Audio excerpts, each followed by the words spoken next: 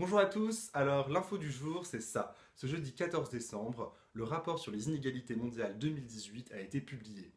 Il est réalisé par un collectif d'économistes fédérés autour de Thomas Piketty et il étudie l'évolution des inégalités de 1980 à 2016. Bon, sans grande surprise, ce rapport montre que les inégalités mondiales ont augmenté dans toutes les régions du monde ou presque. Au niveau mondial, les 1% les plus riches concentrent 27% des richesses mondiales, alors que les 50% les plus pauvres concentrent 12% des richesses mondiales. Aux États-Unis, pour ne citer que, les 1% les plus riches concentraient 10% des richesses en 1980. Aujourd'hui, ils en concentrent 20%. On peut évidemment dire que les inégalités sont légitimes et même utiles à l'économie. Elles récompensent le mérite et elles incitent à travailler plus et mieux. Mais tout est une question de proportion. Je rappelle quand même ce chiffre parce qu'il est selon moi effarant. 1% les plus riches concentrent presque un tiers des richesses mondiales. Face à de telles inégalités de richesse, il est quand même difficile d'imaginer qu'elles soient justifiées. Ces inégalités résulteraient plutôt du fonctionnement d'un système. Car en effet, ce rapport étudie les inégalités depuis 1980, et cette date n'est pas anodine. 1980, c'est le point de départ du regain libéral, de la défaite du keynésianisme et de la victoire du libéralisme et de la mondialisation dérégulée, avec notamment l'ascension au pouvoir de Thatcher et Reagan. Autrement dit, on dit au revoir à l'État pour la santé, l'éducation, les infrastructures publiques, la redistribution, et on dit bonjour au marché pour réguler de lui-même les déséquilibres économiques.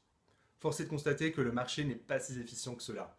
Pour trouver des solutions à ces inégalités aberrantes, il faudrait, les libéraux m'excuseront, une intervention de l'État en termes d'éducation et de redistribution par exemple. Mais le problème, c'est qu'avec toutes ces privatisations que l'on connaît depuis les années 80, le patrimoine public de la majorité des pays occidentaux est nul, voire même négatif aux États-Unis par exemple. Les États n'ont donc pas beaucoup de marge de manœuvre pour agir sur ces inégalités. Ce rapport montre donc les limites d'un système, posé comme une évidence qui n'admet aucune alternative, mais qu'il faudrait pourtant repenser. Et on peut aussi se demander jusqu'à quel point peuvent augmenter les inégalités. L'actualité ne manque pas d'informations aberrantes, donc on fait un petit tour des absurdités de l'actualité.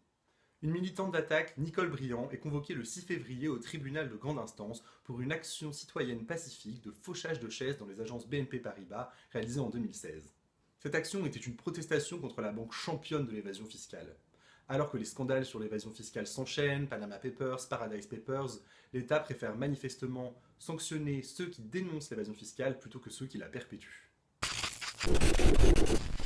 Le 14 décembre, la Russie a obtenu de l'ONU une levée partielle de l'embargo sur les armes qui avait été mis en place en République centrafricaine.